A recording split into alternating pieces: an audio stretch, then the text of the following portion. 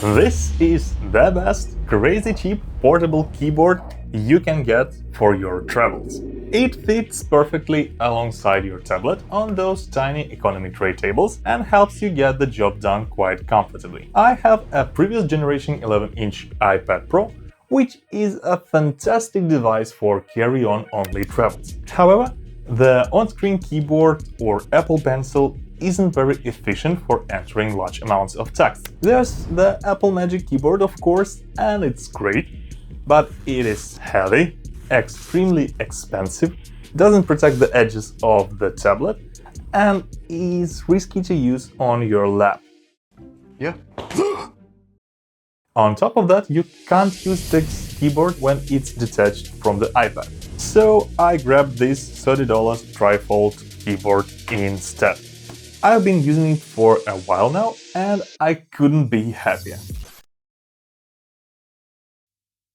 Just look at how tiny it gets when folded. It's just a bit taller than the Apple Pencil and is about 1/3 the size of the iPad.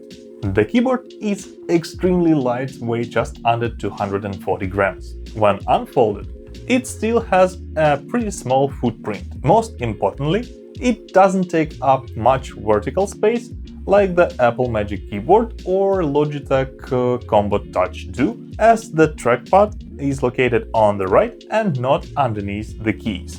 Once again, it fits perfectly on the tray table in economy class. There's enough space even without extending the tray table, though I prefer to have it extended to give at least some space for handrest. I won't lie and say that it's the most comfortable and enjoyable typing experience, but it doesn't feel painful at all. There's no way I could use my 14-inch laptop with the same amount of comfort in such a tiny space. Another advantage of a keyboard like this is that when you finished your work and don't need to type any longer, you can simply toss it aside, and your tablet remains in a case of your choice with a cover. As for the build quality, this one is obviously far from Apple products. It's mostly made of plastic.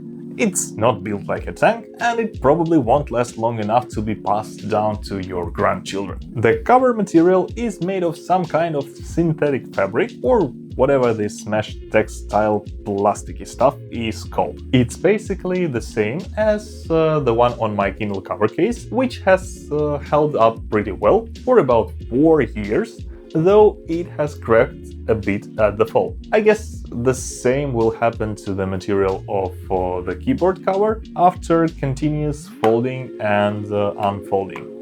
Though this should only be an aesthetic issue anyway. Another downside is that this material gets scratched very easily. However, it feels okay and looks fine. Hinges and screws seem to be the only metal parts. And though there are no springs and the hinges are pretty wobbly, when unfolded on a sturdy surface, the keyboard itself doesn't wobble.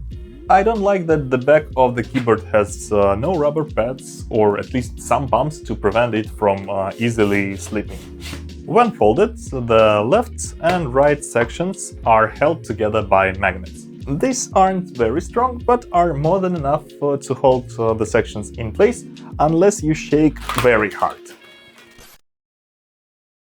I love that all the letter buttons are full-size, which is a rare layout for a trifold keyboard. Usually manufacturers make some important keys uncomfortably small. Some competitors even have a bump at the fold on the inside, making typing less comfortable. So definitely pay attention to these features when picking a trifold keyboard. Some key size sacrifices had to be made anyway, so on this keyboard we get a shorter enter, combined up and down arrows, and a bunch of noticeably downsized keys, including F12, question mark, quotation mark, and right bracket. Key travel is pretty solid, and presses don't feel mushy.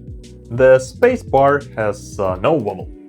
The mechanism is advertised as scissors, similar to what's used on all modern MacBooks. While this keyboard is certainly inferior to those made by Apple, the mechanism has proven to be rather reliable. It shouldn't die right away from any small dust like butterfly keyboards did. The trackpad is usable and not that bad actually. Aside from the fact that it doesn't provide palm rejection when typing, so I sometimes accidentally move the cursor when typing. It supports multitouch and gestures with 2 and 3 fingers, but honestly I wasn't satisfied with how those work. For example, 2-finger touch doesn't work at the right mouse button click, and 4-finger gestures don't work at all. The top part of the trackpad is not clickable, and there seems to be no fast way to quickly toggle the trackpad on and off.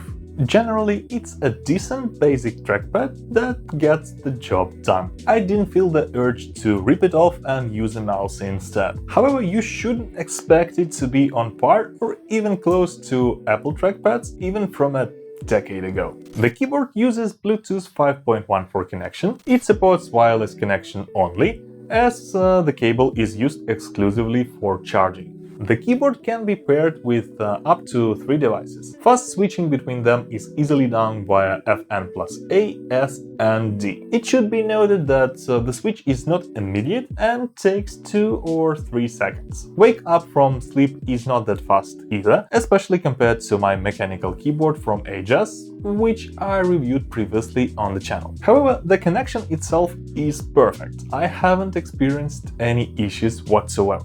Shortcuts work as intended, and the keyboard has separate modes for iOS, Windows, Android and Mac. Charging is done via a USB-C port on top. There's a small LED charging indicator. The internal battery is rated for 210 mAh. A full charge takes around 3 hours, and the keyboard is rated for 580 hours of standby or 50 hours of use. In conclusion, this trifold keyboard is a fantastic companion for anyone who travels frequently and needs a portable yet functional typing solution. But if you are looking for a budget premium mechanical keyboard for your home or office, check out this video.